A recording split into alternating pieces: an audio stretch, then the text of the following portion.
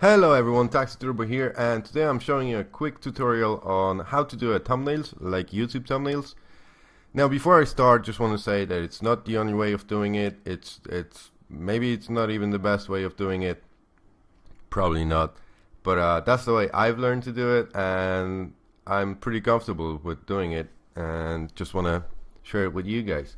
So the two programs that you're gonna need for it, it's Cinema 4D and Adobe Photoshop. Now you can probably get away with using a Photoshop only, but as I said, that's my way of doing it, so I'm just gonna show you my way of doing it. So let's start with the Cinema 4D. Move it over here, there you go. So the first thing you want to do is create your text. So I changed the name of the text for, let's start with the big letter, tutorial. Okay, now let's change the depth of it. Let's say 80, and let's add a nice little cap to it and give it a 5 steps. It's totally up to you. You can do whatever you want. I'm just showing you my way of doing it and to give you an idea. Now you need to move it to the front. Make sure this line is in the straight line. It will help you later on. And change the position of the text to the middle. And now let's move to render settings. Now what I use, it's 1680 by 1050, but you can use the higher one. I wouldn't really recommend to use the lower one. I tell you later why. Well, I explain to you later why, but to give you an idea, it's basically because the higher quality, the more things you can do when you add it to the background. You know, the whole text thing you can add to the background, so you can move it freely around. And if it's low quality, you wouldn't be able to zoom it in or do stuff like that, because you will see all the pixels. Now here you have to choose the folder destination where you want to when you want to save your file. Let's call it test. Click save, and here it's very important thing. You need to change the format to PNG, and you need to click the alpha channel. Now the reason you do these two things, it's basically to render the text only without any background. So there will be no background. The background will be transparent, so you can use it on any other picture that you want to use. And you might use it's not necessary, but you can click the anti-aliasing for aliasing, whatever you pronounce it to best. And that's it for the settings. Now you can preview it. That's how it looks so far. So obviously it's not what we want, so let's add some colors to it. Let's do it red, plain red, or whatever you want. We can add a bit of a reflection to it. Let's say 20%, and just drag it on top of the text, and there you go. That's how it looks for now. Now what I like to do, I like to add another color, which is usually black, or you can do whatever you want. Black without any reflection. Oh, sorry, wrong. Make sure that you have the color clicked before you change your color, and drag it on top of it. So what it does now, it covers the whole lot in black. But what you want to do, you want to click over here, and in this little selection box you want to type in the capital C. It has to be capital. If you just type in the normal small C letter, it won't work. And C1, and look what happened to our text. Now what you can do, obviously you can click the text, click the font, and choose the font whatever you like to use. I don't know what we're gonna use here. Let's say, I didn't press the one that I wanted. Let's say this one. It's a bit big, but There you go. And that's how it looks so far. Now, to add a bit of shadows to make it look kind of cooler, you can add a bit of light. Let's add 2 lights. But before you move your camera around, I would suggest you add the camera. Now, remember that when you click this little box here, that's your view from the camera. If you unclick it, basically you can move freely however you want, but whenever you click the render button, it will render what the camera sees. So every time you can just click it here and check what the camera sees. So it's a pretty cool feature. So let's move it over here and let's play with the light a little bit.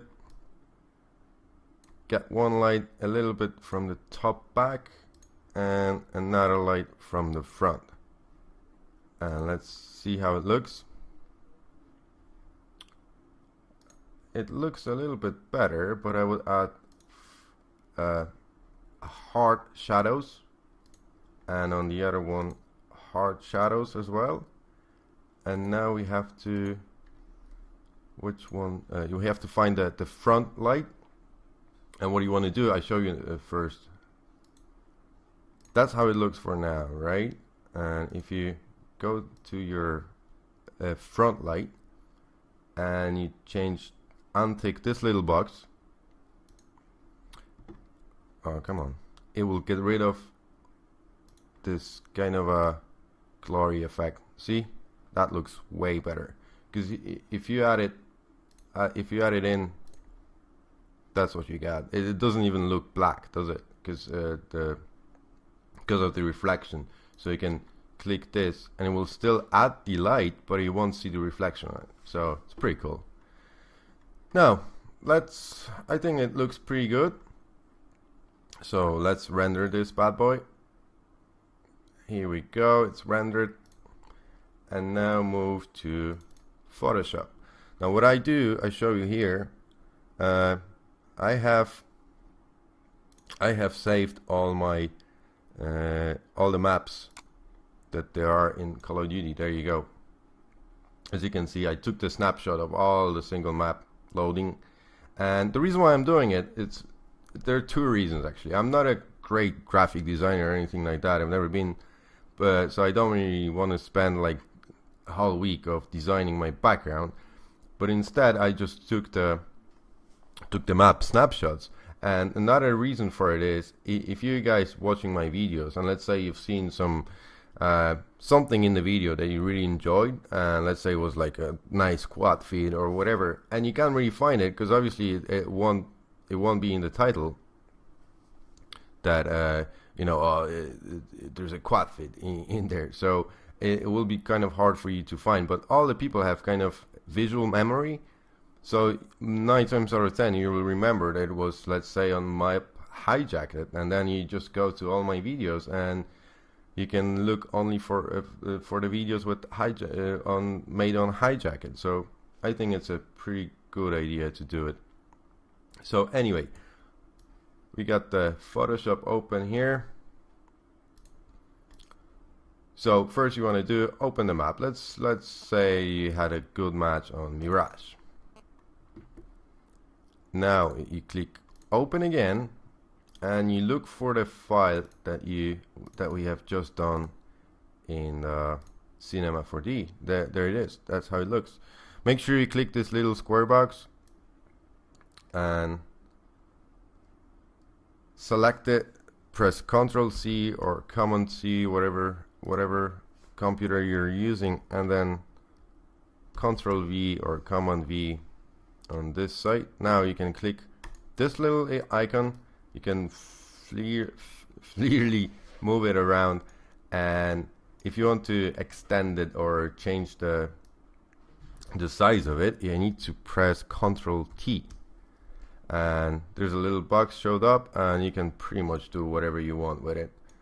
And that's why I was suggesting you to get a kind of good quality to prevent from seeing all those little pixels. See, like for this kind of size, it's the quality isn't good enough. So let's let's change it to a bit of smaller thing. You can also move it to the side however you want. Let's do it like that, and just click OK, and just save it as JPG file because it's the most common. And there you go. Make sure you leave it at maximum. Okay, and there's your thumbnail. I just show you in my Windows Explorer just to prove the point that it does exist there. Where was it? Here. There you go. There's your thumbnail. And one more cool thing about it, the way I'm doing it, is that let me get back to Cinema 4D. Right? You close that window and then you save this file. The whole thing that you have done, you just save it. Where's the test? There it is, and just call it tutorial. Okay, and you can use it as many times as you want, which is the main reason why I'm doing it. So let's close it all, and I show you what I mean by that. Okay, it's all closed. Now you go open. You open this up with this little Cinema 4D icon. And all you need to do, if let's say you do a different video, different match, whatever, you just change your text for, let's say, 134 kills. Okay, and that's all. And you just render it. All this, the program remember all the settings and everything. So if you render it now, let's render it. Let's overwrite it. It still remembers that there's no background to it, and I'm gonna show you here. Where did I put it? Oh yeah, there it is. There you go. Well, it doesn't look like it has any background, but it just show you in the Photoshop. Let's close this. Let's close that and just open the file. There you go. You see the background, it's transparent. So once you do it once, you kind of have your template, and you can just use it as many times as you want without going over the whole process over and over again. So I think it's pretty cool. Now, thank you guys for watching. I hope I helped you. If you have any requests on any other tutorials, just leave the comment and let me know. If I can do it, I have no problem of showing you my way of doing things. As I said at the beginning, it's not the only way of doing it, but it's the way that I enjoy doing, and works pretty good for me. So thank you guys for watching, and I see you on my next video.